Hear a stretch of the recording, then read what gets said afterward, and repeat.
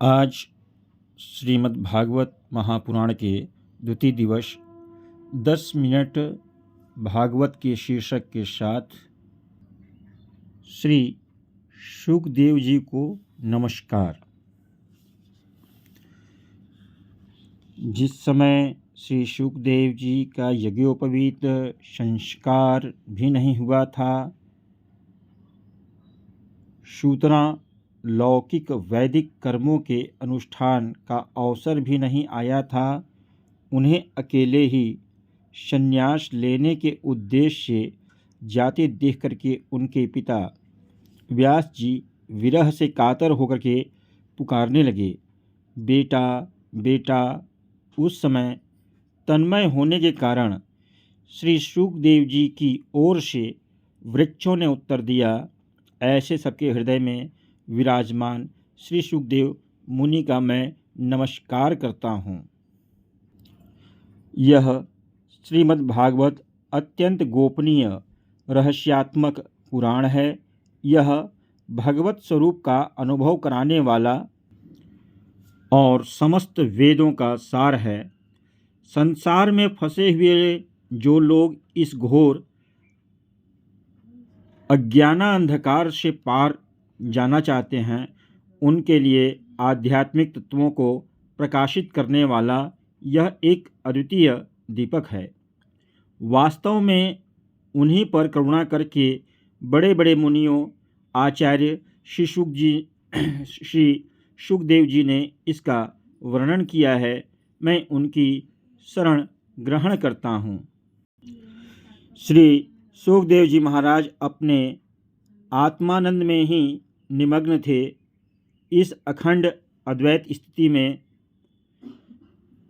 स्थिति से उनकी भेद दृष्टि सर्वथा निवृत्त हो चुकी थी। फिर भी मुरली मनोहर श्याम सुंदर की मधुमयी मंगलमयी मनोहारिणी लीलाओं ने उनकी वृत्तियों को अपनी ओर आकर्षित कर लिया और उन्होंने जगत के प्राणियों पर कृपा करके भगवत तत्व को प्रकाशित करने वाले इस महापुराण का विस्तार किया। मैं उन्हीं सर्वपापहारी व्यासनंदन भगवान श्री शुकदेव जी के चरणों में नमस्कार करता हूँ।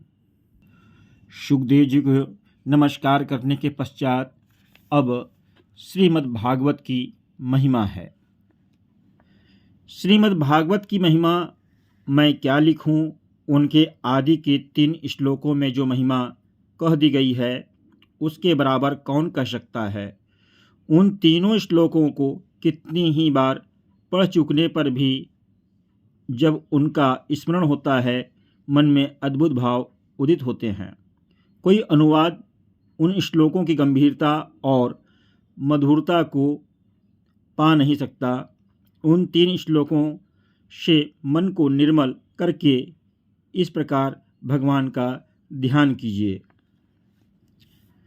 मुझको श्रीमद्भागवत में अत्यंत प्रेम है।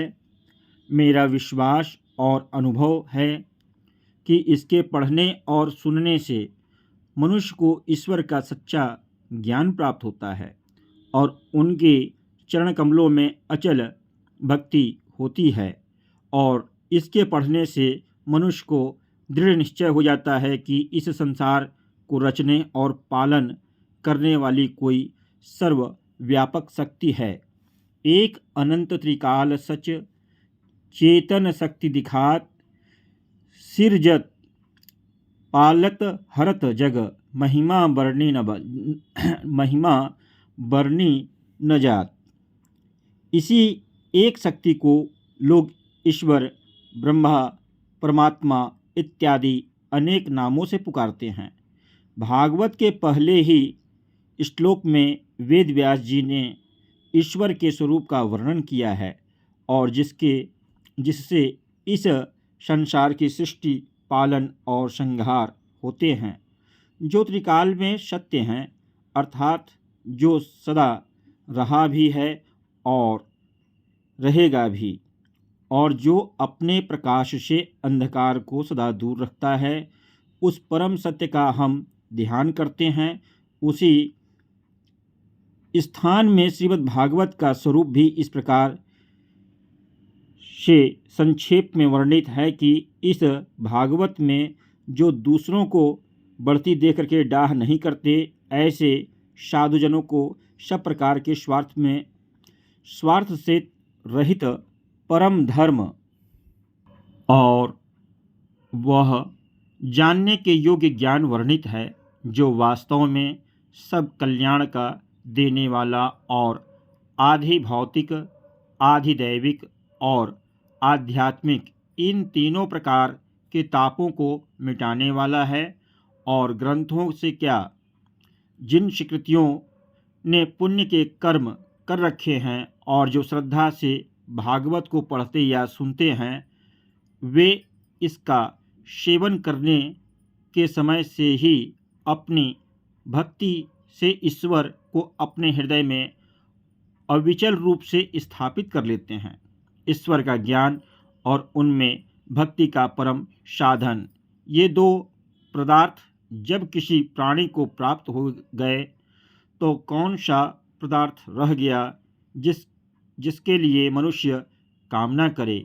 और ये दोनों पदार्थ श्रीमद् भागवत से पूरी मात्रा में प्राप्त होती हैं। इसीलिए यह पवित्र ग्रंथ मनुष्य मात्र का उपकारी है। जब तक मनुष्य भागवत को पढ़े नहीं और उसमें श्रद्धा न हो, तब तक वह समझ नहीं सकता कि ज्ञान, भक्ति, वैराग्य का यह कितना विशाल समुद्र है। भागवत के पढ़ने से उसको यह विमल ज्ञान हो जाता है कि एक ही परमात्मा प्राणी में बैठा हुआ है। और जब उसको यह ज्ञान हो जाता है, तब वह अधर्म करने का मन नहीं करता, क्योंकि दूसरों को चोट पहुंचाना अपने को चोट पहुंचाने के समान हो जाता है। इसका ज्ञान होने से मनुष्य सत्य धर्म में स्थिर हो जाता है, स्वभाव ही से दया धर्म का पालन करने लगता है और किसी अहिंसक प्राणी के ऊपर वार करने की इच्छा नहीं करता। मनुष्यों में परस्पर प्रेम और प्राणी मात्र के प्रति दया का भाव स्थापित करने के लिए इससे बढ़ के कोई साधन नहीं। वर्तमान समय में जब संसार के बहुत अधिक भागों में भयंकर युद्ध छिड़ा हुआ है, मनुष्य मात्र को इस पवित्र धर्म का उपदेश अत्यंत कल्याणकारी होगा। जो भगवत भक्त और श्रीमद् भागवत के महत्व को जानते हैं, उनका यह कर्तव्य है कि मनुष्य के श्लोक और परलोक दोनों बनाने वाले इस पवित्र ग्रंथ सब देशों की भाषाओं में अनुवाद करके प्रचार करें। यह कहा है श्री पंडित मदन मोहन मालवीय जी ने।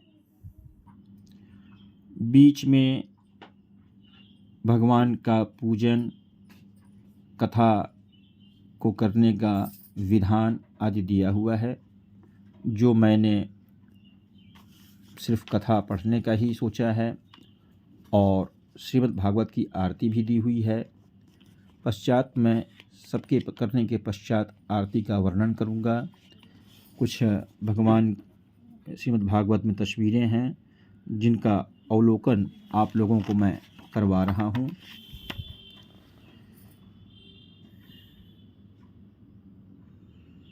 यह है भीष्म पर भगवान की कृपा।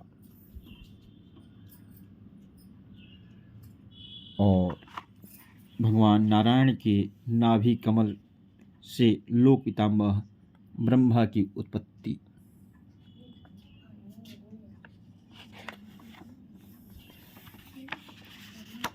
और देवों और ऋषिगणों को भगवान वाराह के दिव्य दर्शन।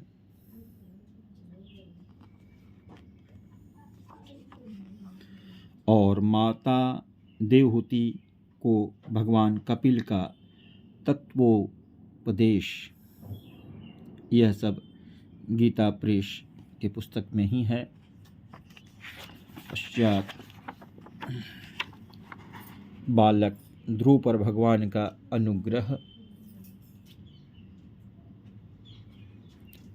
नवधा भक्ति।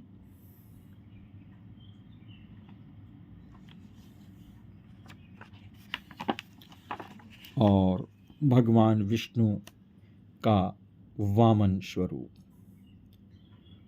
आज की कथा यहीं पर विश्राम होती है। अगले दिन श्रीमद् भागवत महात्म्य को मैं सुनाऊंगा। राधे राधे।